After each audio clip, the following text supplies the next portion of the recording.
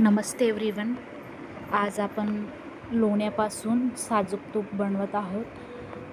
15 दिवसापासून मी साय जमवत होती. माझा फर्स्ट एक्सपिरियन्स हे डेअरीच्या दुधाच्या सायचं तूप बनवण्याचा. आम्ही मोस्टली गोकुळचं दूध वापरतो.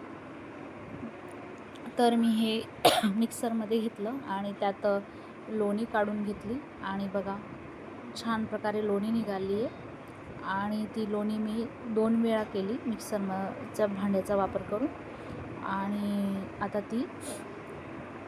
हे सेकंड टाईम मी लोणी काढली.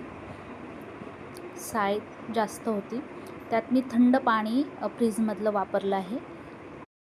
परत मी एक पाण्याने परत स्वच्छ करते लोणी आणि त्यानंतर त्यात लोणीचं मिक्सरच्या भांड्यात आणि यात परत ते ताक निघालेलं आहे. त्या ताकापासून स्वादिष्ट कढी लागते. हे ते ताक आहे. आता मी हाय फ्लेमवर कढईत लोणी टाकत आहे.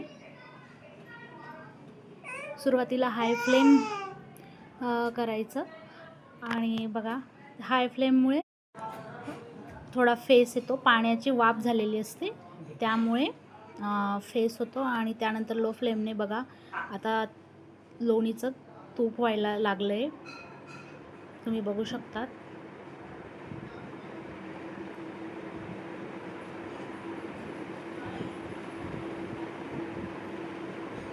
आणि बघा त्याचं तूप होतं आहे आणि झालं आहे. आणि बघा पाव किलो तूप निघालं आहे 15 दिवसाच्या सायीमधून. तसं मी अर्धा किलोपर्यंत तूप काढते, पण यावेळेस मी गावी होती त्यामुळे एवढी साय जमली नव्हती. तुम्ही बघू शकतात. आणि एक छोटा डबा भरून जातो. तुम्ही पण अशा प्रकारे करू शकता. धन्यवाद.